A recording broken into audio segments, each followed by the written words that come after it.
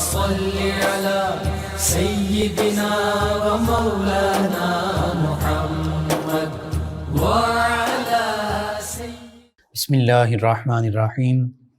السلام علیکم ناظرین و سامعین کرام۔ پروگرام یاد الہی دیکھنے کے لیے، یاد الہی کے سابقہ تمام پروگرامز دیکھنے کے لیے، بالخصوص وظائف دیکھنے، سننے، جاننے اور پڑھنے کے لیے آپ ہمارے یوٹیوب چینل یاد الہی یعنی YAADEE/ILAHI یوٹیوب چینل یاد الہی کو سبسکرائب بھی کیجئے، لائک بھی کیجئے، کمنٹس بھی کیجئے، تاکہ یاد الہی کے مختلف پروگرامز اور وظائف سے آپ مکمل رہنمائی حاصل کر سکیں۔ جی ناظرین و سامعین، پروگرام یاد الہی میں روزانہ عظیم ہستیوں کے تذکارے پاک کیے جاتے ہیں، اور اس کے ساتھ ساتھ کچھ ایسے موضوعات پر گفتگو ہوتی ہے جن سے آپ کو رہنمائی حاصل ہوتی ہے۔ آج شہید غزوہ خندق سیدنا سعد بن معاذ رضی اللہ تعالیٰ عنہ آپ کے تذکارے پاک ہوں گے۔ اس سے پہلے کتاب و شفا سے آج کا خاص وظیفہ نقصان کے موقع پر نعم البدل حاصل کرنے کی دعا، یعنی کوئی نقصان ہو گیا اور اس کا بدل اللہ تعالیٰ اچھا عطا فرما دے، اس حوالے سے چند ایک دعائیں ہیں، ان کو سماعت کر لیجئے، یہ وظائف کے طور پر آپ پڑھ سکتے ہیں۔ سب سے پہلا سورہ قلم کی آیت مبارکہ 32، سورۃ القلم آیت مبارکہ 32، اس کو بکثرت پڑھنے سے نقصان کی تلافی ہوگی اور اللہ تعالیٰ کی مدد سے نعم البدل حاصل ہوگا۔ جو مصیبتیں، پریشانیاں آتی ہیں، کوئی چیز آپ سے چلی گئی، چھن گئی، تو آپ ضرور پڑھیے۔ آیت مبارکہ اور ترجمہ سماعت کر لیں۔ عسیٰ ربنا ان یبدلنا خیرا منہا انا الی ربنا راغبون۔ اللہ فرماتا امید ہے کہ ہمارا رب ہمیں، یہ بندہ مومن دعا مانگے اللہ کی بارگاہ میں، امید ہے کہ ہمارا رب ہمیں اس کے بدلے میں اس سے بہتر عطا فرمائے گا، یقیناً ہم اپنے رب ہی کی طرف رغبت کرنے والے ہیں۔ دوسرا وظیفہ اور دعا یہ ہے نقصان کے موقع پر پڑھنے کی، نعم البدل اچھا عطا ہو۔ سورہ کہف نماز جمعۃ المبارک کے بعد مسجد میں بیٹھ کر تلاوت کریں جب تک نعم البدل نہ ملے، اور بالخصوص قرضے کے حوالے سے اکثر ہمارے ویورز اور لسنر پوچھتے ہیں قرضہ نہیں اتر رہا، تو جب تک قرضہ نہ اترے ہر جمعۃ المبارک مسجد میں بیٹھ کر جمعۃ المبارک کی نماز کے بعد سورہ کہف پڑھیں، اور ہر جمعہ پر پڑھتے رہیں۔ انشاءاللہ اللہ نے چاہا تو آپ کے قرض کی ادائیگی کے انتظام ہو جائیں گے۔ اسی طرح تیسرا وظیفہ اللہ تعالیٰ کے اسم مبارک یا معطیو، یا معطیو، اے سب کچھ عطا فرمانے والے، اس کو 121 مرتبہ روزانہ ورد کرنے سے، پڑھنے سے رزق میں وسعت اور کشادگی حاصل ہوتی ہے، اللہ تعالیٰ کی نعمتیں حاصل ہوتی ہیں۔ تو یہ تینوں بہت خوبصورت وظائف ہیں، تینوں وظائف کیجئے، انشاءاللہ رزق میں برکتیں ہوں گی، وسعت اور کشادگی ہوگی۔ اسی طرح قرض اگر ہے تو قرض اترنے کے انتظام اور اسباب پیدا ہو جائیں گے، اور اگر کوئی نقصان ہو گیا تو اس کا اللہ تعالیٰ اچھا نعم البدل، بہتر نعم البدل عطا فرمائے گا۔ تو یہ چند ایک وظائف ہیں، ضرور اپنے معمول کا حصہ بنائیے، اپنے اوراد و وظائف میں شامل کیجیے، اپنے اعزاء اقربا، رشتہ دار، دوست، احباب، پڑوسی، محلہ دار، امت مسلمہ تک پہنچائیے۔ میرے آپ کے ہمارے بتانے سے اگر کسی بھی ہمارے مسلمان بہن بھائی، کسی مسلمان فرد کا فائدہ ہوتا ہے، انشاءاللہ یہ ہمارے لیے دین و دنیا آخرت میں بھلائی، فائدہ، نجات اور شفا کا باعث ہوگا۔ اللہ سبحانہ وتعالی ہمیں آسانیاں عطا فرمائے، ہمیں آسانیاں بانٹنے والا بنائے، مشکلات سے ہماری حفاظت فرمائے، آمین۔ جی ناظرین و سامعین، سیدنا سعد بن معاذ رضی اللہ عنہ، قبیلہ اوس، جو انصار کے دو بڑے قبائل ہیں، اوس و خزرج، اس میں سے قبیلہ اوس کے ساتھ تعلق رکھتے ہیں، اور اوس میں بھی بنی عبد الاشہل، اس سے آپ کا تعلق ہے۔ صحابہ کرام علیہم رضوان میں بہت عظیم مقام پر فائز ہیں، اگرچہ تمام صحابہ کرام علیہم رضوان کا مقام و مرتبہ وراء الورا، بڑی عظمت، رفعت اور شان والی ہستیاں ہیں تمام کے تمام صحابہ کرام علیہم رضوان، ان میں سے آپ ایک ایسی ہستی ہیں کہ جنہیں نبی کریم صلی اللہ علیہ وآلہ وسلم کے ساتھ بالخصوص قربت، معیت، رفاقت، اور یہاں تک کہہ دیا جاتا ہے کہ آپ انصار میں سے جو تمام صحابہ کرام علیہم رضوان میں سیدنا ابوبکر صدیق رضی اللہ عنہ کو مقام و مرتبہ حاصل ہے، انصار کے صدیق اکبر آپ کو کہا جاتا ہے، یعنی انصار میں آپ کو وہ مقام و مرتبہ ہے جو تمام صحابہ کرام علیہم رضوان میں سیدنا ابوبکر صدیق رضی اللہ عنہ کو حاصل ہے۔ نبی کریم صلی اللہ علیہ وآلہ وسلم پر ایمان لائے، اولین انصار صحابہ کرام علیہم رضوان میں شامل ہوئے، آپ نبی کریم صلی اللہ علیہ وآلہ وسلم سے محبت کرتے تھے، نبی کریم صلی اللہ علیہ وآلہ وسلم آپ سے محبت فرماتے تھے، اور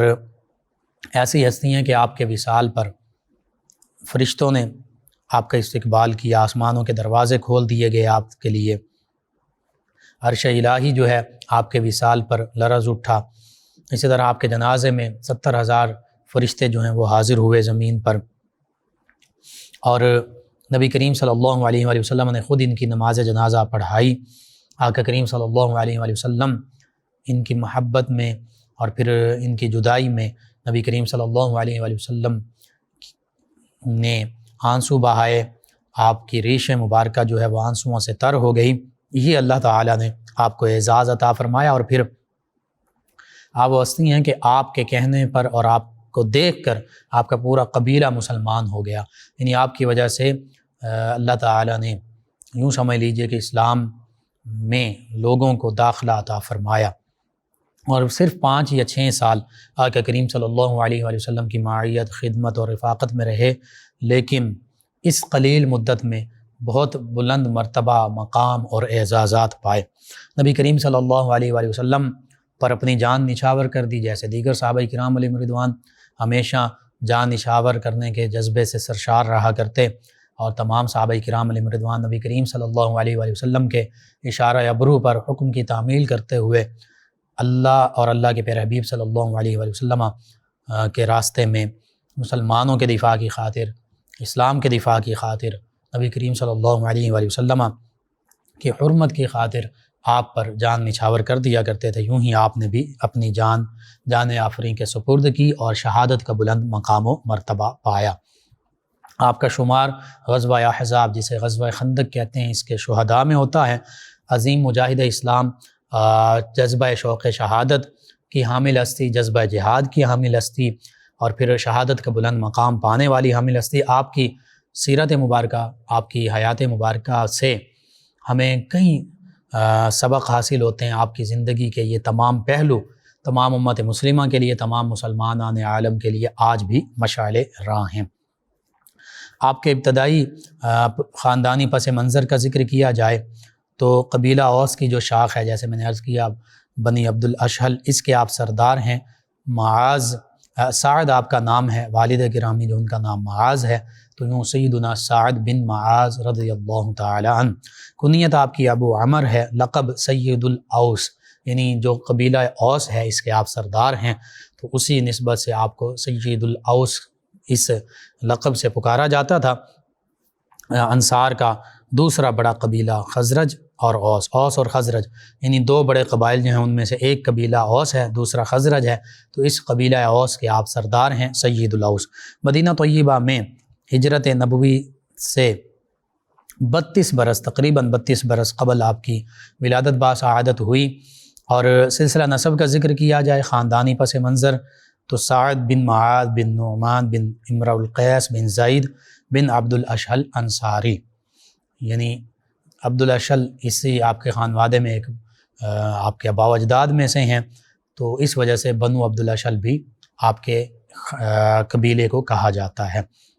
والد آپ کے ایام جاہلیت میں ہی ان کی وفات ہو گئی۔ والدہ ماجدہ کبشہ بنت رافع رضی اللہ عنہا، یہ انہوں نے ہجرت مبارکہ سے کچھ عرصہ پہلے اسلام کی دولت پائی، ایمان کی دولت پائی، مشرف با اسلام ہوئیں، اور یوں صحابیہ رضی اللہ عنہا ہونے کا اعزاز پایا۔ تو پتہ چلا کہ سیدنا سعد بن معاذ رضی اللہ عنہ خود بھی ایمان کی دولت سے مشرف ہوئے، اور ان کی والدہ ماجدہ جو حیات تھیں جب آقا کریم صلی اللہ علیہ وآلہ وسلم نے اسلام کا پیغام لوگوں تک پہنچایا تو انہوں نے بھی صحابیت کا شرف پایا۔ اسی طرح اس کے ساتھ ساتھ آپ کی والدہ ماجدہ جو ہیں انہیں انصار کے جو فقیہ ہیں اور محدث ہیں سیدنا ابو سعید خدری رضی اللہ عنہ، جن سے کافی احادیث مبارکہ مروی ہیں، یعنی سیدنا ابو ہریرہ رضی اللہ عنہ، سیدنا عبداللہ بن عباس رضی اللہ عنہ، ان کی طرح یہ بھی صحابی سیدنا ابو سعید خدری رضی اللہ عنہ، یہ احادیث مبارکہ بہت زیادہ کثیر ان سے روایت ہیں، مروی ہیں، یعنی یہ احادیث مبارکہ روایت کرنے والے جو کثیر احادیث مبارکہ روایت کرنے والے صحابہ کرام ہیں ان میں یہ شامل ہیں۔ سیدنا ابو سعید خدری رضی اللہ عنہ، یہ سیدنا ابو سعید خدری رضی اللہ عنہ آپ کی والدہ مائدہ سیدنا سعد بن معاذ رضی اللہ عنہ کی والدہ مائدہ جو ہیں کبشہ بنت رافع، ان کے چچا زاد بھائی ہیں اور یہ ان کی چچا زاد بہن ہیں۔ اور جب ہم کبشہ بنت رافع رضی اللہ عنہ سیدنا سعد بن معاذ رضی اللہ عنہ کی والدہ مائدہ کا ذکر کرتے ہیں تو یہ عالمہ بھی تھیں، یعنی علم رکھنے والی تھیں، اور اس کے ساتھ ساتھ شعر و شاعری کا ادراک رکھتی تھیں، شعر و شاعری کا ملکہ انہیں حاصل تھا۔ یعنی یوں سمجھ لیجئے کہ اس عرب دور میں کہ جو جاہلیت کا دور تھا اور پھر اس کے بعد اسلام کی روشنی پھیلی، اس دور میں بھی انہیں عربی زبان پر مہارت حاصل تھی، نہ صرف زبان بلکہ عربی ادب یعنی شعر و شاعری کرنا، یہ ایک بہت عربی زبان و ادب کے علوم سے جو واقف لوگ تھے انہی کا شیوا تھا۔ تو بہرحال اس حوالے سے جب ہم دیکھتے ہیں تو پھر ان کے گھرانے کو علم و ادب سے بھی، زبان و ادب سے بھی گہرا شغف حاصل تھا۔ وہ کوالٹیز بھی سیدنا سعد بن معاذ رضی اللہ عنہ میں آگے آئیں، یعنی بولنے کا، گفتگو کا، فصاحت و بلاغت کا فن جو ہے وہ وراثت میں انہیں حاصل ہوا۔ پھر نبی کریم صلی اللہ علیہ وآلہ وسلم کے دست مبارکہ پر جب انہیں ایمان پانے کی سعادت حاصل ہوئی تو پھر تو ساری وہ صلاحیتیں مزید نکھر کر سامنے آ گئیں۔ سیدنا سعد بن معاذ رضی اللہ تعالی عنہ انہوں نے جب نبی کریم صلی اللہ علیہ وآلہ وسلم کی طرف سے اسلام کا اعلان سنا تو جیسے دیگر مدینہ طیبہ کے چند ایک لوگ جو ہیں انہوں نے اسلام قبول کیا، اولین انصار صحابہ کرام علیہم رضوان میں شامل ہوئے، اسی طرح آپ نے بھی انصار میں سے اولین جو ایمان لانے والی ہستیاں تھیں ان میں شامل ہونے کی سعادت پائی اور اسلام کو قبول کیا۔ اور جب آپ نے اسلام قبول کیا، چونکہ آپ سید الاوس آپ کا لقب ہے، اوس قبیلے کے جو آپ سردار ہیں، تو اس حوالے سے آپ کا اپنے خاندان میں، اپنے قبیلے میں بہت زیادہ اثر و رسوخ تھا۔ تو جب آپ نے اسلام قبول کیا تو آپ کی وجہ سے آپ کے تمام قبیلے والے لوگوں نے بھی اسلام قبول کر لیا۔ اس طرح آپ کا اعلان اسلام سن کر بنو عبد الاشل کے بیشتر افراد جو ہیں اسی وقت نعمت اسلام سے بہرہ ور ہو گئے، اور جو باقی بچ گئے تھے وہ شام ہونے سے پہلے پہلے انہوں نے بھی اسلام قبول کر لیا۔ یعنی یوں سمجھ لیجئے کہ آپ کے اسلام قبول کرنے کے بعد اور اس اسلام کا اظہار کرنے کے فوراً بعد شام ہونے سے پہلے پہلے آپ کے قبیلے کے تقریباً تمام لوگوں نے اسلام قبول کر لیا۔ اور پھر جب تمام قبیلہ آپ کا دولت اسلام سے روشن منور ہوا، مالا مال ہوا، تو مدینہ منورہ کے در و دیوار جو ہیں وہ نعرہ تکبیر سے، اللہ اکبر کی صداؤں سے، اس گونج سے لرز اٹھے، اور پورے مدینہ طیبہ میں یہی صدائیں گونج رہی تھیں، اللہ اکبر اللہ اکبر اللہ اکبر۔ یعنی آپ کا اسلام لانا، آپ کا مسلمان ہونا، آپ کا ایمان کی دولت پانا، یہ نہ صرف آپ کے لیے سعادت کا باعث ٹھہرا بلکہ آپ کے تمام قبیلے کے لیے باعث سعادت بن گیا، اور اسلام کے لیے بھی، مسلمانوں کے لیے بھی یہ ایک اعزاز کا مرحلہ بنا۔ اور پھر مدینہ طیبہ کے در و دیوار جو ہیں وہ اللہ کی وحدانیت، نبی رحمت صلی اللہ علیہ وآلہ وسلم کی رسالت کی گواہیوں سے یوں گونج اٹھے، اور لوگوں کو پتہ چل گیا کہ اب اسلام جو ہے یہ مزید سربلند سے سربلند ہوتا جائے گا۔ بس اس کے بعد پھر آپ کے کارہائے نمایاں کا جب ہم ذکر کرتے ہیں، یہ بھی آپ ہی کے وسیلے سے اللہ تعالیٰ نے یوں سمجھیے کہ مسلمانوں کو اعزاز بخشا، اسلام کی آپ اسلام کی دعوت میں آپ نے حصہ ڈالا، جیسے سیدنا عمر فاروق اعظم رضی اللہ عنہ یا سیدنا امیر حمزہ رضی اللہ عنہ۔ بالخصوص جب یہ دو ہستیاں مسلمان ہوئیں مکہ المکرمہ میں، تو مکہ المکرمہ میں اسلام کو مزید شان و شوکت مل گئی، مزید مسلمانوں کے حوالے سے ان دو ہستیوں کی، چونکہ ان دو ہستیوں کا مکہ المکرمہ میں بڑا اثر و رسوخ تھا، بہت شجاع تھیں، بہت بہادر تھیں، لوگ ان سے ڈرتے تھے، تو اسلام کی ہیبت اور رعب اور دبدبہ ان دونوں ہستیوں کی وجہ سے مکہ المکرمہ میں کفار پر چھا گیا۔ اسی طرح مدینہ طیبہ میں سیدنا سعد بن معاذ رضی اللہ عنہ کے اسلام لانے کی وجہ سے، اور پھر آپ کے قبیلے کے اسلام لانے کی وجہ سے، پورے قبیلے کے اسلام لانے کی وجہ سے وہاں جو یہود تھے اور دیگر جو قبائل تھے جو ابھی اسلام نہیں لائے تھے، ان پر بھی اسلام کا رعب اور دبدبہ مسلمانوں کا وہ چھا گیا۔ اس کے بعد دیگر آپ کے جو کارہائے نمایاں ہیں ان کا بھی ذکر کرتے ہیں۔ آپ کا جو ظاہری حلیہ مبارکہ تھا، اللہ تعالیٰ نے ظاہری بھی حسن و جمال سے نوازا اور اسلام کی دولت قبول کر لی، تو ظاہری حسن و جمال کے ساتھ ساتھ باطنی حسن و جمال بھی مل گیا۔ ظاہری حلیہ مبارکہ یوں تھا کہ آپ کا قد جو ہے وہ کافی لمبا تھا، لمبے قد کاٹ کے مالک تھے، اور پھر سرخ و سفید چہرہ، اس پر خوبصورت بڑی بڑی آنکھیں، اور پھر خوبصورت داڑھی، اس سے آپ کے ظاہری حسن و جمال میں بھی چار چاند لگ گئے۔ پھر باطنی حسن و جمال اسلام قبول کرنے سے آپ کو ملا، اور اسلام قبول کرنے کے حوالے سے یہ روایت بھی ملتی ہے کہ جو اولین داعی اسلام تھے، سفیر اسلام، نبی کریم صلی اللہ علیہ وآلہ وسلم کے نمائندے جو مدینہ طیبہ میں تشریف لائے، آقا کریم صلی اللہ علیہ وآلہ وسلم کے حکم پر، سیدنا مصعب بن عمیر رضی اللہ عنہ، انہوں نے جب مدینہ طیبہ میں اوس و خزرج کے انصار کو، ان قبائل کو اسلام کا پیغام دیا، اسلام کی دعوت دی، تو فوراً سیدنا سعد بن معاذ رضی اللہ تعالیٰ عنہ انہوں نے اسلام قبول کیا۔ حتیٰ کہ جب اسلام قبول کر لیا تو خیر خواہی کے جذبے کے تحت کہ اب میں نے اسلام قبول کر لیا، مجھے اسلام کی دولت اور نور اور روشنی مل گئی، تو اب دیگر ان کے یہ دل میں جذبہ تھا کہ دیگر لوگوں کو بھی، بالخصوص اپنے قبیلے کے لوگوں کو بھی یہ روشنی، یہ نور ہدایت ملنا چاہیے۔ ان کی یوں خیر خواہی چاہتے ہوئے اپنی قوم کے پاس گئے اور ان سے یوں فرمایا کہ مجھ پر تمہارے مردوں اور عورتوں سے اس وقت تک بات کرنا حرام ہے جب تک تم اللہ اور اس کے پیارے حبیب صلی اللہ علیہ وآلہ وسلم پر ایمان نہیں لے آتے۔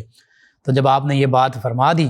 تو شام ہونے سے پہلے پورے کا پورا قبیلہ جو ہے وہ اسلام لے آیا، اس نے ایمان کی دولت پا لی، اسلام قبول کر لیا۔ اسی طرح جب آپ کا سارا قبیلہ مدینہ طیبہ میں بنو عبد الاشہل جو ہے وہ اسلام لا چکا، تو اس کے بعد آپ نے سیدنا اسید بن حضیر ان کے ساتھ مل کر رضی اللہ عنہ، یہ بھی صحابی رسول ہیں، ان کے ساتھ مل کر اپنے قبیلے کے تمام جو بت تھے، خود ساختہ جھوٹے ہاتھوں سے بنائے ہوئے، اپنے ہاتھوں سے گھڑے ہوئے خدا، ان کو نیست و نابود کر دیا، ان کا قلع کما کر دیا، ان کو توڑ کر پاش کر دیا۔ یہ سیدنا سعد بن معاذ رضی اللہ عنہ کو یہ سعادت بھی ملی۔ اور یہ بڑی بات ہے کہ وہ لوگ جو بتوں کی پوجا کرتے تھے، وہ قبائل جو بتوں کی پوجا کرتے تھے، جب اسلام کا نور ان کے دلوں میں داخل ہوا تو کسی قسم کی پھر انہوں نے مصلحت اختیار نہیں کی، پس و پیش اختیار نہیں کی، بلکہ فوراً وہ جو جھوٹے خدا جو اپنے ہاتھوں سے بنائے ہوئے تھے، ان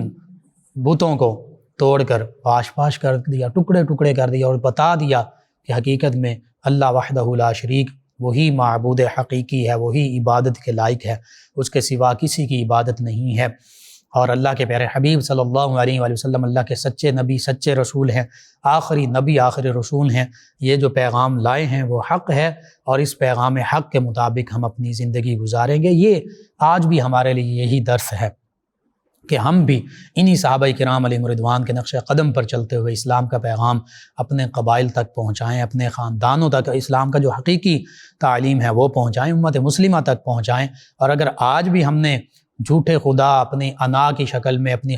نفسانی خواہشات کی شکل میں یا کسی اور شکل میں گھڑ کر بنا رکھیں، اپنی خواہشات کو معبود بنا رکھا ہے، اپنی انا کو معبود بنا رکھا ہے، یعنی اپنی انا کی پیروی کرتے ہیں، اپنی خواہشات کے پیچھے لگے ہوئے ہیں، یا دیگر اس طرح کے معاملات ہیں، تو پھر ان جھوٹے خداؤں کو ہم پاش کر دیں، یعنی ان چیزوں کو ختم کر دیں، اور پھر اللہ اور اللہ کے پیارے حبیب صلی اللہ علیہ وآلہ وسلم کی جو تعلیمات ہیں ان پر حقیقی معنوں میں عمل پیرا ہونے والے بن جائیں۔ نبی کریم صلی اللہ علیہ وآلہ وسلم نے آپ کے انہی امتیازی اوصاف، آپ کے یہ نمایاں جو خوبیاں تھیں، ان کو دیکھتے ہوئے نبی کریم صلی اللہ علیہ وآلہ وسلم نے ان کے خاندان بنو عبد الاشہل کو، چونکہ ان کا پورا خاندان، ان کا پورا قبیلہ بھی فوراً ایمان کی دولت سے مشرف ہو گیا، تو پھر آقا کریم صلی اللہ علیہ وآلہ وسلم نے بڑی خوشی کا اظہار فرمایا، بڑی ان کے لیے پسندیدگی کا اظہار فرمایا، حتیٰ کہ ان کے قبیلے بنو عبد الاشہل جو مدینہ طیبہ میں ہے، اوس میں سے، اور اسی طرح بنو نجار، ان دو قبیلوں کو نبی کریم صلی اللہ علیہ وآلہ وسلم نے مدینہ طیبہ کے قبائل اور گھرانوں میں سے بہترین گھرانہ قرار دیا۔ اس کی وجہ یہ تھی کہ ان دونوں قبائل نے سب سے بڑھ کر اسلام کی خدمات سر انجام دیں، اور سب سے بڑھ کر سب سے پہلے اسلام لانے والوں میں ان دو قبائل کے لوگ شامل تھے۔ پھر سیدنا سعد بن معاذ رضی اللہ عنہ جب ہجرت مدینہ طیبہ کا واقعہ پیش آیا، صحابہ کرام علیہم رضوان، نبی کریم صلی اللہ علیہ وآلہ وسلم مدینہ طیبہ کی جانب ہجرت کر کے تشریف لائے، تو مہاجرین صحابہ کرام علیہم رضوان کے مدد میں، تعاون میں، ان کی خدمات میں پیش رہے، اور آپ کا پورا قبیلہ بھی اسی طرح پیش رہا۔ یعنی یوں سمجھ لیجئے کہ جب آپ اور آپ کا قبیلہ اسلام لے آیا تو پھر ہر وہ موقع جہاں اسلام کی اور مسلمانوں کی خدمت کی ضرورت تھی، اسلام اور مسلمانوں کے ساتھ کھڑے ہونے کی ضرورت تھی، وہاں یہ اور ان کا قبیلہ ہمیں پہلی صف میں نظر آتا ہے۔ آپ نے مہاجرین صحابہ کرام علیہم رضوان کی خدمت اور اعانت بھرپور طریقے سے کی، کسی قسم کی کوئی کسر اٹھا نہ رکھی۔ پھر ابن اسحاق اور ابن ہشام جو سیرت نگار ہیں، ان کی روایات کے مطابق نبی کریم صلی اللہ علیہ وآلہ وسلم نے جب مواخات مدینہ یہ قائم فرمائی، مواخات مدینہ کا ایک خوبصورت گلدستے میں صحابہ کرام، مہاجر اور انصار صحابہ کرام علیہم رضوان کو پرو دیا، تو اس موقع پر آپ کو سیدنا ابو عبیدہ بن الجراح رضی اللہ عنہ ان کا آپ کو بھائی بنایا گیا۔ یہ مہاجر صحابی ہیں اور عشرہ مبشرہ میں شامل ہیں۔ نبی کریم صلی اللہ علیہ وآلہ وسلم نے ان کو سیدنا سعد بن معاذ رضی اللہ عنہ کا بھائی بنایا، یعنی اتنی عظمت اور شان مزید عطا فرمائی۔ پھر دیگر روایات میں اگرچہ سیدنا ابو طلحہ انصاری یا سیدنا سعد بن ابی وقاص ان کا ذکر بھی ملتا ہے، لیکن مورخین سیرت نگار ان کے مطابق یہ روایت اتنی زیادہ قوی نہیں ہے۔ جو راجح قول ہے، جس کو زیادہ ترجیح دی گئی، وہ یہی ہے کہ سیدنا ابو عبیدہ بن الجراح غالباً انہیں امین الامت کا لقب نبی کریم صلی اللہ علیہ وآلہ وسلم نے دیا تھا، ان کے ساتھ سیدنا سعد بن معاذ رضی اللہ عنہ کو بھائی بنایا گیا۔ اسی طرح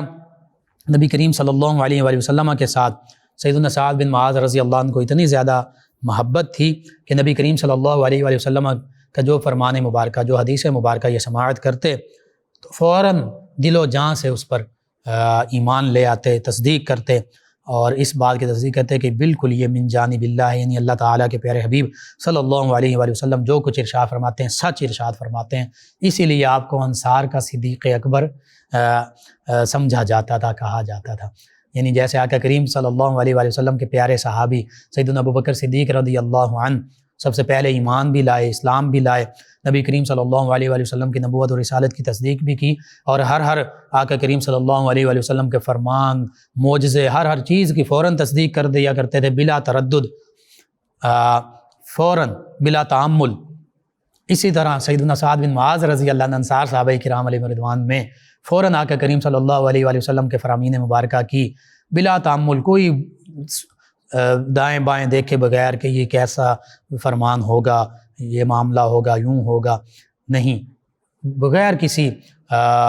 انتظار کیے جیسے آقا کریم صلی اللہ علیہ وآلہ وسلم فرماتے، آپ فوراً آمنا و صدقنا، یعنی دل سے یہ کہتے کہ ہم ایمان بھی لائے، ہم نے تصدیق بھی کی۔ اس وجہ سے آپ انصار صحابہ کرام علیہ رضوان میں صدیق اکبر سمجھے جاتے تھے، یعنی سب سے بڑے تصدیق کرنے والے آقا کریم صلی اللہ علیہ وآلہ وسلم کی باتوں کی، فرامین مبارکہ کی۔ اگرچہ 5 سے 6 سال نبی کریم صلی اللہ علیہ وآلہ وسلم کی معیت اور رفاقت آپ کو حاصل رہی اور آپ نے جلد ہی شہادت کا مقام پایا، لیکن سیدنا سعد بن معاذ رضی اللہ تعالیٰ عنہ غزوہ بدر میں اور غزوہ احد میں بھی شامل رہے، اور پھر غزوہ احزاب جیسے غزوہ خندق کہتے ہیں اس میں بھی شامل رہے، اسی میں آپ کو زخم لگا، اور پھر اس کے بعد غزوہ بنو قریظہ میں بھی شامل رہے کہ جس میں وہ بنو قریظہ کے جو یہودی جو مدینہ طیبہ میں رہتے تھے اور وہ مسلمانوں کے حلیف تھے، اس معاہدے کے وہ پاسداری کے ان پابند تھے کہ جو مسلمانوں اور ان بنو قریظہ کے درمیان طے پایا تھا کہ جو بنو قریظہ کا دشمن ہوگا وہ مسلمانوں کا دشمن، جو مسلمانوں کا دشمن ہوگا وہ بنو قریظہ کا دشمن ہوگا، دونوں مل کر اپنے دشمنوں کے ساتھ لڑیں گے۔ جو ان دونوں کا ایک کا دشمن دوسرے کا دشمن، ایک کا دوست دوسرے کا دوست۔ لیکن غزوہ خندق کے موقع پر بنو قریظہ نے اس معاہدے کو توڑ دیا، اس کی پاسداری نہ کی، کفار مکہ کے ساتھ مل گئے، بنو نذیر کے ساتھ جو کفار مکہ کے ساتھ مل کر مدینہ طیبہ پر حملہ آور ہوتے ان کے ساتھ مل گئے، اور اس موقع پر بھی سیدنا سعد بن معاذ رضی اللہ عنہ غالباً یہی ان کے پاس گئے تھے اس قبیلے کی خبر لینے کے لیے، اور آ کر نبی کریم صلی اللہ علیہ وآلہ وسلم کی بارگاہ میں عرض کر دیا کہ یا رسول اللہ صلی اللہ علیہ وسلم، بنو قریظہ جو ہیں انہوں نے معاہدہ توڑ دیا ہے۔ تو پھر اس کے بعد چونکہ غزوہ خندق میں کفار مکہ، بنو نذیر، بنو غطفان بنو سلیم، دیگر جتنے قبائل یہ اکٹھے ہو کر آئے تھے احزاب کی شکل میں، لشکروں کی شکل میں، ان کو رسوائی اور پسپائی کا سامنا کرنا پڑا، شکست ہوئی تو انہیں واپس لوٹنا پڑا۔ اس کے بعد پھر نبی کریم صلی اللہ علیہ وآلہ وسلم نے بنو قریظہ کے خلاف کارروائی جب فرمائی ان کے معاہدہ توڑنے کی وجہ سے، معاہدہ شکنی کی وجہ سے، تو اس موقع پر بھی سیدنا سعد بن معاذ رضی اللہ عنہ انہی کو حکم بنایا گیا۔ اس موقع پر بھی یہی اس میں پیش تھے۔ تو یوں سمجھیے کہ غزوہ احد ہو، غزوہ بدر ہو، غزوہ احد ہو، غزوہ خندق ہو یا بنو قریظہ کا غزوہ ہو، ان تمام معاملات میں دیگر صحابہ کرام علیہم رضوان کی طرح سیدنا سعد بن معاذ رضی اللہ عنہ بھی ہمیشہ پیش رہے۔ بالخصوص غزوہ بدر اور غزوہ بنو قریظہ یہ دو ایسے مواقع ہیں کہ جب آپ کی فہم و فراست اور آپ کی علو العزمی حد درجہ کمال کو پہنچی ہوئی تھی۔ نبی کریم صلی اللہ علیہ وآلہ وسلم کا بہت زیادہ ان دو مواقع پر خاص طور پر آپ نے ساتھ دیا۔ غزوہ بدر کے موقع پر نبی کریم صلی اللہ علیہ وآلہ وسلم نے صحابہ کرام علیہم رضوان سے جنگی حکمت عملی کے پیش نظر جو مشورہ فرمایا، تو تمام صحابہ کرام علیہم رضوان نے اپنی جذبات کا اظہار کیا، پرجوش تقریریں کی، خطابات کیے، پرجوش گفتگو کی۔ اس موقع پر سیدنا سعد بن معاذ رضی اللہ عنہ نے نبی کریم صلی اللہ علیہ وآلہ وسلم کی بارگاہ میں کیا عرض کیا تھا، یہ آپ سماعت کیجئے۔ یہ آج بھی ہمارے ایمان کو یہ الفاظ جو ہیں یہ جلا بخشتے ہیں، اور حقیقت یہ ہے کہ یہی ایمان کا تقاضا تھا، ہے اور رہے گا، اور آج بھی یہ آپ کے الفاظ ہمارے لیے مشعل راہ ہیں، ہمیں زندگی گزارنے کا، کیسے زندگی گزارنی ہے اس کا درس دیتے ہیں۔ آپ نے عرض کیا نبی کریم صلی اللہ علیہ وآلہ وسلم کی بارگاہ میں، جب نبی کریم صلی اللہ علیہ وآلہ وسلم نے غزوہ بدر کے موقع پر کفار کے مقابلے میں لشکر کشی کا حکم دیا اور صحابہ کرام علیہم رضوان سے مشورے مانگے کہ ان کفار کا اب کیسے سامنا کرنا چاہیے، تم میرا ساتھ کیسے دو گے، تو سیدنا سعد بن معاذ رضی اللہ عنہ نے یوں عرض کیا، یا رسول اللہ صلی اللہ علیہ وسلم، ہم آپ پر ایمان لائے، ہم نے آپ کی رسالت کی تصدیق کی، آپ کی فرما برداری کا، آپ کی اطاعت کا ہم نے عہد کیا، وعدہ کیا، بس جو بھی آپ کی مرضی ہو، جو آپ کی منشا ہو، جو آپ حکم دیں، ہم اس حکم کے اتباع کرنے والے ہیں، اس کی فرما برداری کرنے والے ہیں، آپ کے حکم کے پیروی کرنے والے ہیں، تعمیل کرنے والے ہیں۔ اور پھر عرض کیا، رب اکبر کی قسم، اللہ رب العزت کی قسم، جس نے آپ کو رسول بنا کر بھیجا ہے، آپ ہمیں سمندر میں کودنے کا حکم دیں تو ہم سمندر میں کود جائیں گے، اور ہمارا ایک بھی فرد پیچھے نہیں ہٹے گا انشاءاللہ۔ اور پھر عرض کیا، آپ ہمیں میدان جنگ میں ثابت قدم پائیں گے، اور اللہ تعالی ہماری طرف سے آپ کو ٹھنڈک پہنچائے گا۔ اور عرض کیا کہ بس اللہ کا نام لیں، اور اللہ کا نام لے کر ہمیں اپنے ساتھ لے چلیے۔ یعنی آپ خشکی پر کہیں گے کہ خشکی پر میدان میں جنگ لڑنی ہے، ہم آپ کے ساتھ حاضر ہیں، اپنی جانیں تک قربان کر دیں گے۔ آپ فرمائیں کہ سمندروں میں جنگ لڑنی ہے تو ہم سمندروں میں کود جائیں گے، ہم پیچھے نہیں ہٹیں گے، ہم کسی بھی موقع پر پیٹھ نہیں دکھائیں گے۔ یہ سیدنا سعد بن معاذ رضی اللہ تعالیٰ عنہ کا جذبہ تھا، اور یہی تمام صحابہ کرام علیہم رضوان کا جذبہ تھا۔ یہ جذبہ جہاد، یہ جذبہ شوق شہادت ان صحابہ کرام علیہم رضوان، ان مسلمانوں کی بقا کا بھی ذریعہ بنا، ان کی فتح و نصرت کا بھی ذریعہ بنا، ان کی دائمی اور ہمیشہ ہمیشہ کی عزت کا بھی، مقام و مرتبے کا بھی ذریعہ بنا۔ یہی نبی کریم صلی اللہ علیہ وآلہ وسلم کی محبت اور اطاعت تھی، یہی جذبہ تھا کہ جس کی وجہ سے اللہ تعالیٰ نے اسلام کو اور مسلمانوں کو اوج کمال عطا فرمایا، ہر میدان میں فتح و نصرت عطا فرمائی۔ اور پھر غزوہ بدر میں نبی کریم صلی اللہ علیہ وآلہ وسلم نے ان کے اس جذبہ جہاد، جذبہ شوق شہادت، نبی کریم صلی اللہ علیہ وآلہ وسلم کی اطاعت اور محبت اور جانثاری کے جذبے کو دیکھتے ہوئے قبیلہ اوس کا علم جو ہے وہ انہیں ہی عطا فرمائے، یعنی قبیلہ اوس کے علم بردار سیدنا سعد بن معاذ رضی اللہ عنہ ٹھہرے۔ بڑی سعادت کی بات ہے۔ اور پھر اسی طرح غزوہ احد میں بھی شریک ہوئے، نبی کریم صلی اللہ علیہ وآلہ وسلم کے قریب رہے، نبی کریم صلی اللہ علیہ وآلہ وسلم کے مبارک خیمے کے یہ نگران بھی رہے، محافظ بھی مقرر ہوئے۔ اور پھر غزوہ احد میں بھی آخری وقت تک نبی کریم صلی اللہ علیہ وآلہ وسلم کی طرف سے آپ کی حفاظت اور مسلمانوں اور اسلام کے دفاع کے لیے لڑتے رہے، اور غزوہ بدر کے بھی غازی ٹھہرے، غزوہ احد کے بھی غازی ٹھہرے۔ پھر اس کے بعد غزوہ احزاب 5 ہجری میں جب پیش آیا تو اس میں بھی شریک ہوئے، اور اس غزوہ احزاب میں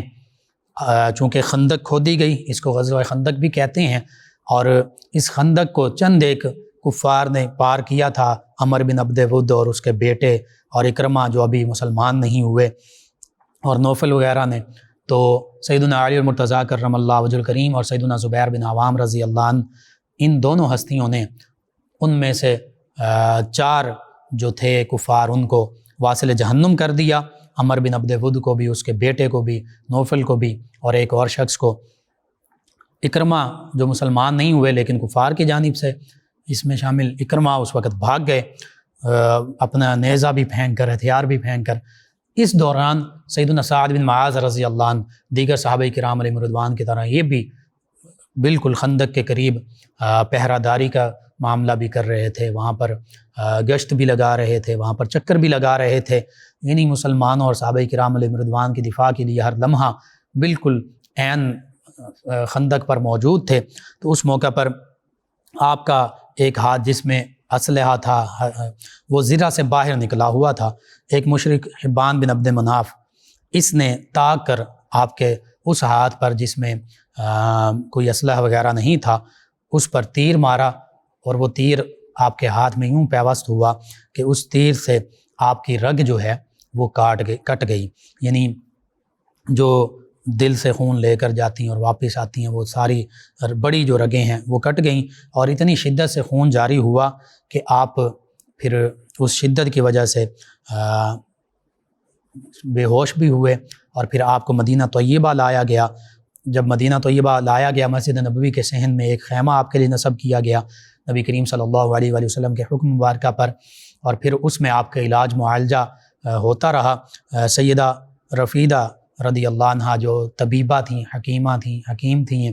ان کی ذمہ داری آقا کریم صلی اللہ علیہ وآلہ وسلم نے لگائی، ان کی ڈیوٹی لگائی، یہ آپ کا علاج کرتی رہیں، اور نبی کریم صلی اللہ علیہ وآلہ وسلم خود بھی بنفس نفیس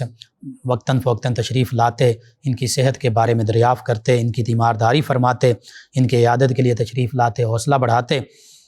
سیدنا ابو بکر صدیق رضی اللہ عنہ، سیدنا عمر فاروق اعظم رضی اللہ عنہ اور دیگر کبار صحابہ کرام علیہم رضوان بھی عیادت کے لیے تشریف لایا کرتے۔ اور پھر ابن سعد اور ابن اسحاق نے اسی حوالے سے لکھا کہ نبی کریم صلی اللہ علیہ وآلہ وسلم نے اپنے دست مبارکہ سے ان کے زخم کو داغ دیا، یعنی وہ جو زخم ہوتا تھا اس کو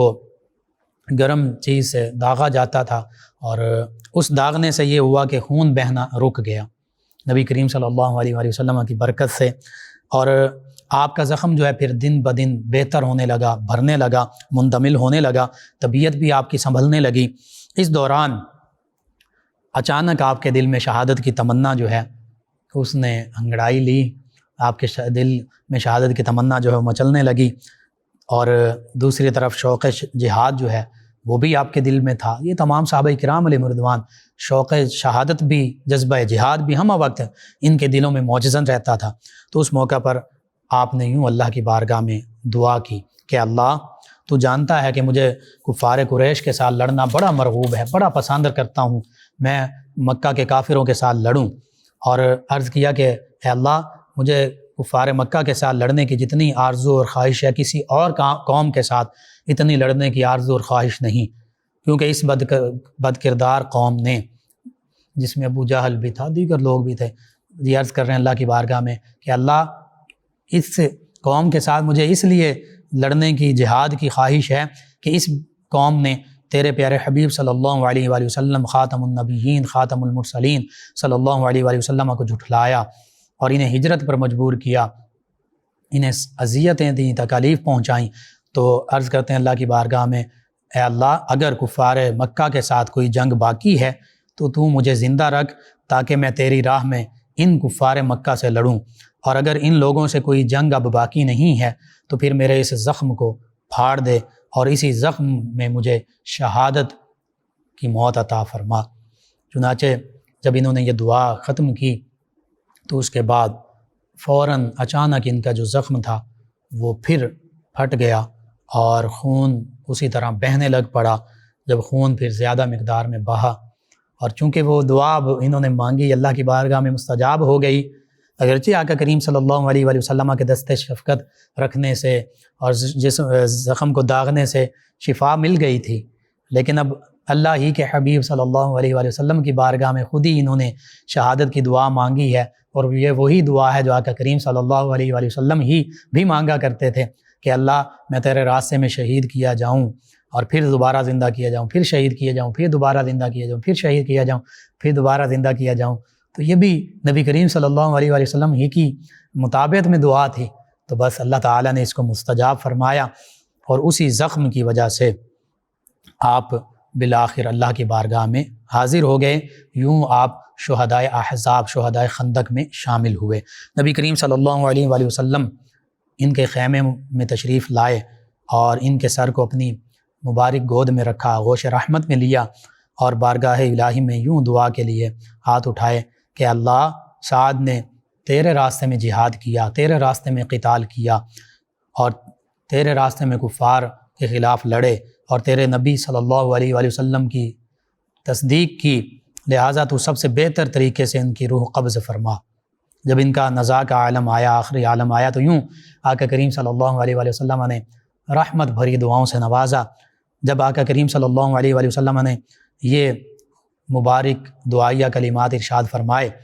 تو جب جو ہی ان کی سماعت کے ساتھ یہ ٹکرائے، انہوں نے سنا کہ میرے حبیب صلی اللہ علیہ وآلہ وسلم میرے لیے یوں دعا فرما رہے ہیں، تو انہوں نے آنکھیں کھول دیں۔ جب آنکھیں کھولیں تو اس نازک حالت میں بھی کہ اللہ کی بارگاہ میں حاضری کا موقع ہے، جان آفرین کے سپرد کرنے لگے ہیں، تو عشق رسول صلی اللہ علیہ وآلہ وسلم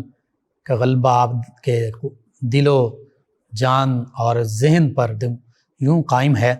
کہ اس موقع پر بھی نبی کریم صلی اللہ علیہ وآلہ وسلم کی بارگاہ میں سلام عرض کیا، السلام علیکہ یا رسول اللہ صلی اللہ علیہ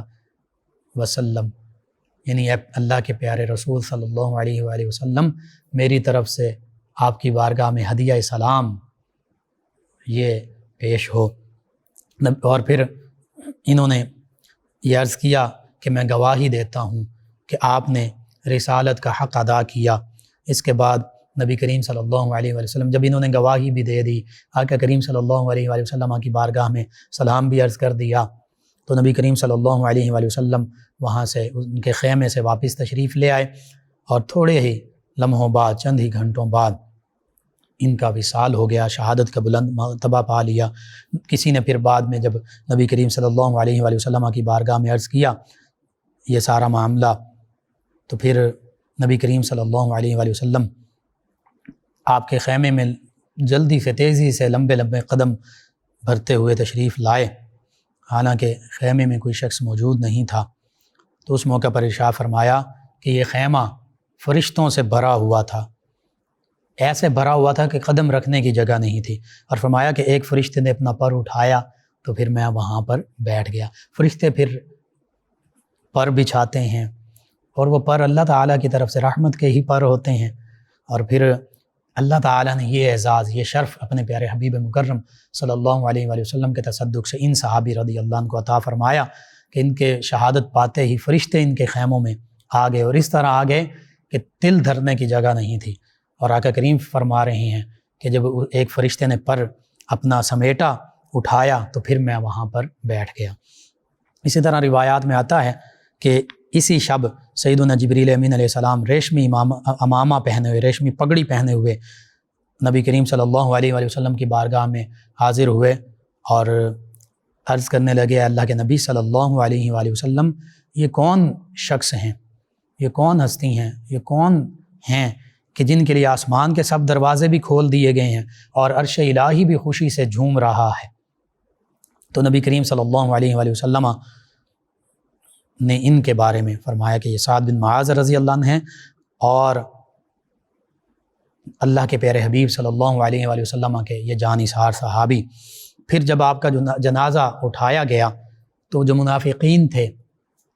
جن کا کام یہی تھا کہ صحابہ کرام علیہم رضوان پر، مسلمانوں پر، نبی کریم صلی اللہ علیہ وآلہ وسلم پر ہر لمحہ اسلام پر تنقید کیا کرتے تھے، تو وہ کہنے لگے کہ یہ جنازہ کس قدر ہلکا ہے۔ تو نبی کریم صلی اللہ علیہ وآلہ وسلم نے اس موقع پر ارشاد فرمایا کہ سعد کے جنازے کو تو فرشتوں نے اٹھایا ہوا ہے، اس وجہ سے اس کا جنازہ ہلکا محسوس ہو رہا ہے۔ پھر مزید فرمایا کہ 70,000 فرشتے ایسے ہیں جو سعد رضی اللہ عنہ کے جنازے میں شریک ہوئے ہیں، اور ان فرشتوں نے آج سے پہلے زمین پر کبھی قدم نہیں رکھا تھا، کبھی یہ زمین پر نہیں اترے تھے۔ اور جیسے جیسے سیدنا سعد بن معاذ رضی اللہ عنہ کی قبر مبارکہ کھودی جا رہی تھی، ویسے ویسے جو خوشبوئیں ہیں وہ پھیل رہی تھیں، پورے ماحول کو معطر کر رکھا تھا۔ یہ آقا کریم صلی اللہ علیہ وآلہ وسلم کے تصدق سے ان صحابی رضی اللہ عنہ کو اللہ تعالیٰ نے یوں اعزاز بخشا کہ ان کی قبر مبارکہ کھودی جا رہی ہے تو خوشبوئیں آ رہی ہیں اور خوشبوؤں کے حلے اٹھ رہے ہیں اور وہ پہلے سے زیادہ پھیل رہے ہیں۔ اور ایک روایت کے مطابق یوں کہ کسی صحابی رضی اللہ عنہ نے آپ کی قبر کی مٹی اپنی مٹھی میں اٹھائی لی اور اپنے ساتھ وہ لے کر آئے تو بعد میں دیکھا وہ خوشبو بن چکی تھی، وہ مشک بن چکی تھی، یعنی اس ساری مٹی سے خوشبو ہی خوشبو آ رہی تھی۔ اور پھر جب نبی کریم صلی اللہ علیہ وآلہ وسلم کی بارگاہ رسالت مآب میں اس بات کا ذکر کیا گیا تو نبی رحمت صلی اللہ علیہ وآلہ وسلم کے رخسار مبارکہ پر، آپ کے لبہائے مبارکہ پر تبسم آ گیا، مسکرانے لگے آقا کریم صلی اللہ علیہ وآلہ وسلم، اور ارشاد فرمایا کہ سبحان اللہ، پاک ہے اللہ کی ذات، پاک ہے اللہ کی ذات۔ یوں آقا کریم صلی اللہ علیہ وآلہ وسلم نے ان کو اور اللہ تعالیٰ نے ان تمام اعزازات سے نوازا، ان جو شرف ہیں ان شرف سے نوازا۔ انہوں نے 37 برس عمر پائی، یعنی 32 برس کی عمر میں نبی کریم صلی اللہ علیہ وآلہ وسلم پر ایمان لائے، اور پھر 5 برس یہ گزارے مدینہ طیبہ میں، اور 5 ہجری میں غزوہ خندق میں شہادت کا یوں مقام پایا، اور جنت البقیع میں آرام فرما ہوئے۔ وہ جنت البقیع کہ کل روز محشر 70,000 لوگ نورانی چہروں والے، 14ویں رات کے چاند سے بھی زیادہ جن کے نورانی چہرے ہوں گے، وہ اللہ کی بارگاہ میں حاضر ہوں گے، اور بلا حساب، بغیر حساب جن کی بخشش اور مغفرت ہوگی، انہی میں آپ بھی شامل ہیں۔ نبی کریم صلی اللہ علیہ وآلہ وسلم ان کی شہادت کے بعد بھی ان کو اکثر یاد کیا کرتے، ان کی وفاؤں کو، ان کی جانثاریوں کو، ان کی خدمات کو، ان کے اوصاف کو، کہ کیسے نبی کریم صلی اللہ علیہ وآلہ وسلم کے ہر موقع پر انہوں نے ساتھ دیا، ہر موقع پر ساتھ رہے۔ حتیٰ کہ ایک روز ریشم کی ایک چادر نبی کریم صلی اللہ علیہ وآلہ وسلم کی بارگاہ میں تحفتاً پیش کی گئی تو نبی کریم صلی اللہ علیہ وآلہ وسلم کے پاس جو صحابہ کرام علیہم رضوان حاضر خدمت تھے، عرض کرنے لگے کہ اتنی خوبصورت، اتنی نرم، تو نبی کریم صلی اللہ علیہ وآلہ وسلم نے اس موقع پر ارشاد فرمایا کہ تم اس ریشم کی چادر پر حیران ہو رہے ہو، حالانکہ جنت میں سعد بن معاذ رضی اللہ عنہ کے پاس جو رومال ہے وہ اس سے بھی کہیں زیادہ نرم اور ملائم ہے۔ سعد رضی اللہ عنہ کے رومال اس سے زیادہ نرم اور ملائم ہیں۔ نبی کریم صلی اللہ علیہ وآلہ وسلم اپنی دعاؤں میں، محبتوں میں، اپنے گفتگو میں ان کو یاد رکھا کرتے، اور پھر صحابہ کرام علیہم رضوان بھی تذکرے فرماتے۔ احادیث مبارکہ میں جتنے تذکرے ہوئے، صحیح بخاری، صحیح مسلم، دیگر احادیث مبارکہ کی کتب میں، سیرت کی کتب میں یہ سارے تذکرے موجود ہیں۔ حتیٰ کہ کسی عرب شاعر نے یوں بھی لکھا تھا ان کے حوالے سے، اشعار لکھے جن کا ترجمہ کچھ یوں کہ جب یہ ہستی اسلام لائیں سیدنا سعد بن معاذ رضی اللہ عنہ تو ان کی عمر تقریباً 30 برس تھی، 32 برس کا بھی ذکر ملتا ہے، اور جب وصال پایا تو ان کی عمر تقریباً 36 برس تھی، 37 برس کا بھی ایک قول ہے۔ اور اس شاعر نے یوں کہا کہ اے سعد بن معاذ رضی اللہ عنہ، 6 برس میں، 5 سے 6 برس میں آپ نے ایسا کیا عمل کیا کہ آپ کی شہادت پر اللہ تعالیٰ کا عرش بھی جھوم اٹھا۔ وہ عمل یہی تھا، وہ عمل تھا اللہ کی وحدانیت پر ایمان لانا، اللہ کے حبیب صلی اللہ علیہ وآلہ وسلم کی ختم نبوت، ختم رسالت پر دل و جان سے ایمان لانا، اور پھر اسلام اور مسلمانوں اور صحابہ کرام اور اسلام کے دفاع اور نبی کریم صلی اللہ علیہ وآلہ وسلم کے دفاع کی خاطر اپنا سب کچھ قربان کر دینا، یعنی حقیقی اسلام پر کاربند رہنا، یہ آپ کا عمل تھا۔ نبی کریم صلی اللہ علیہ وآلہ وسلم کی محبت جو ایمان کی جان ہے، یہ آپ کا عمل تھا۔ اور نبی کریم صلی اللہ علیہ وآلہ وسلم کہ یہ صحابی جو ہیں، حقیقت یہ ہے آج ہمارے لیے تمام صحابہ کرام علیہم رضوان نجوم ہدایت ہیں، ہدایت کے روشن ستارے ہیں، ان میں یہ بھی شامل ہیں۔ آپ کی زندگی سے ہمیں یہ درس ملتا ہے کہ ہمیں نبی کریم صلی اللہ علیہ وآلہ وسلم کے ساتھ ٹوٹ کر محبت کرنی چاہیے، اور نبی کریم صلی اللہ علیہ وآلہ وسلم کی محبت یہی حقیقی ایمان ہے۔ آقا کریم صلی اللہ علیہ وآلہ وسلم کی محبت نہ ہو تو کچھ بھی نہیں ہے، اور اگر آقا کریم صلی اللہ علیہ وآلہ وسلم کی محبت ہے تو پھر سب کچھ ہے۔ تو یہی سیدنا سعد بن معاذ رضی اللہ عنہ آپ کی زندگی سے ہمیں درس ملتا ہے۔ آج ضرورت اس امر کی ہے کہ جہاں ہم اپنے آپ کو مسلمان کہتے ہیں، عاشق رسول کہتے ہیں، صحابہ کرام، اہل بیت کرام، ان ہستیوں کے ساتھ محبت کا دم بھرتے ہیں، حقیقت یہ ہے کہ یہ محبت ہماری اسی وقت کامل ہوگی جب ہم ان تمام ہستیوں کے نقش قدم پر چلنے والے بن جائیں گے۔ اللہ سبحانہ وتعالی سے دعا ہے اللہ تعالی ہمیں ان کے نقش قدم پر چلنے والا بنائے اور ان کے تصدق سے عالم اسلام کو سربلندیاں عطا فرمائے، آمین۔ اللہم صلی علی سیدنا و مولانا محمد وعلی آپ سماعت فرما رہے ہیں پروگرام یاد الہی۔ ناظرین سامعین، اس دوران ہمیں جوائن کیا ہمارے ریگولر لسنرز میں شامل ہیں، کہتے ہیں السلام علیکم۔ جی وعلیکم السلام۔ افتخار ڈوگر صاحب، غلام رسول صاحب، احمد صاحب، غلام حسین صاحب، محمد علی عباس صاحب، کہتے ہیں آپ کا پروگرام سن رہے ہیں 208 چک ڈوگرا والے سے، آپ کا شکریہ۔ ان کے علاوہ ہمیں جوائن کیا ہمارے ایک لسنر ہیں ایم زوار سے، یہ کہتے ہیں السلام علیکم۔ جی وعلیکم السلام۔ کہتے ہیں اگر بچہ دودھ پیتا ہو تو طلاق ہو جاتی ہے؟ جی بالکل طلاق تو ہو جاتی ہے، اس میں کوئی ایسی بات نہیں ہے، طلاق ہو جاتی ہے، جب طلاق دے دیں تو بالکل طلاق ہو جاتی ہے۔ اس کے علاوہ ہمیں جوائن کیا ایک اور لسنر ہیں ہمارے، یہ کہتے ہیں کہ سر کینسر کے لیے کوئی وظیفہ بتا دیں۔ جی میں عرض کرتا ہوں کینسر کے حوالے سے،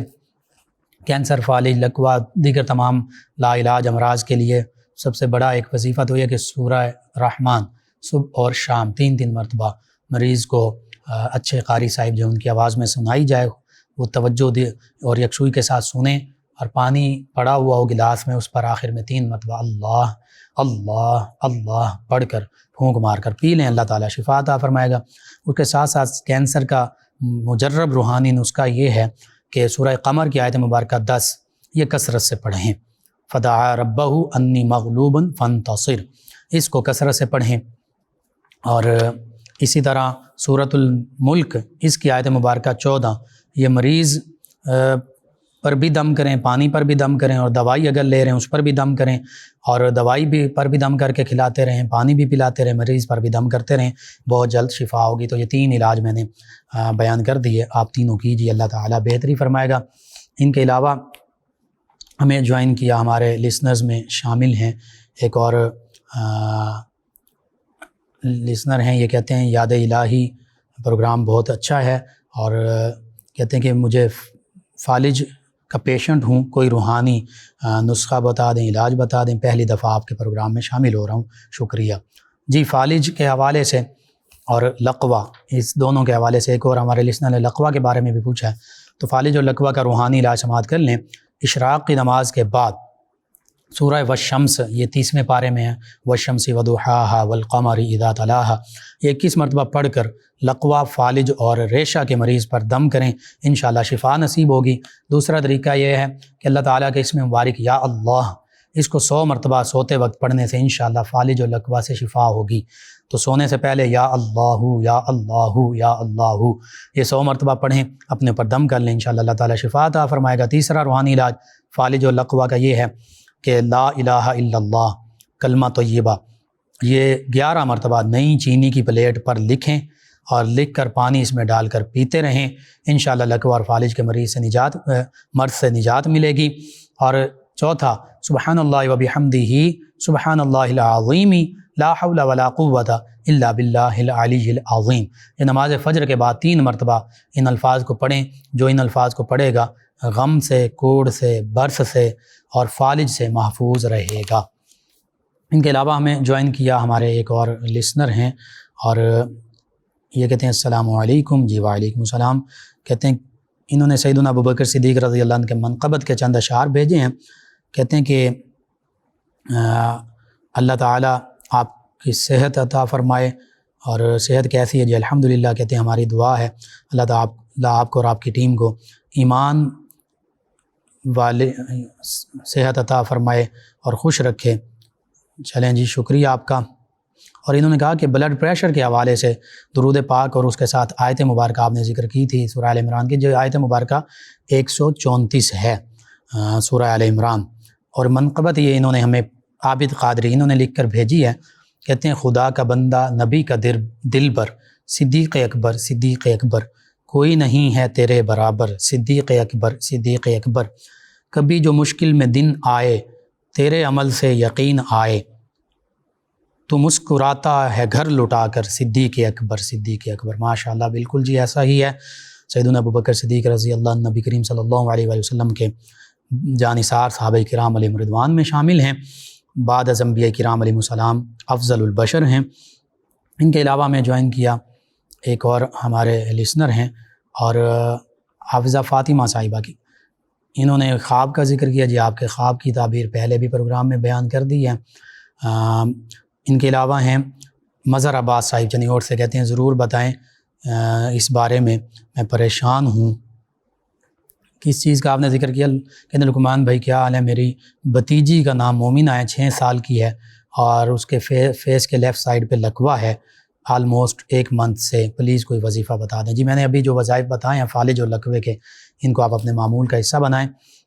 انشاءاللہ اللہ تعالیٰ شفا عطا فرمائے گا۔ آپ تمام ویورز کا، لسنرز کا شکریہ، آپ ہمیں جوائن کرتے ہیں، پروگرام یاد الہی میں شامل ہوتے ہیں، اپنے فیڈ بیک سے ہمیں آگاہ کرتے ہیں، سوالات اور وظائف کے بارے میں جانتے ہیں۔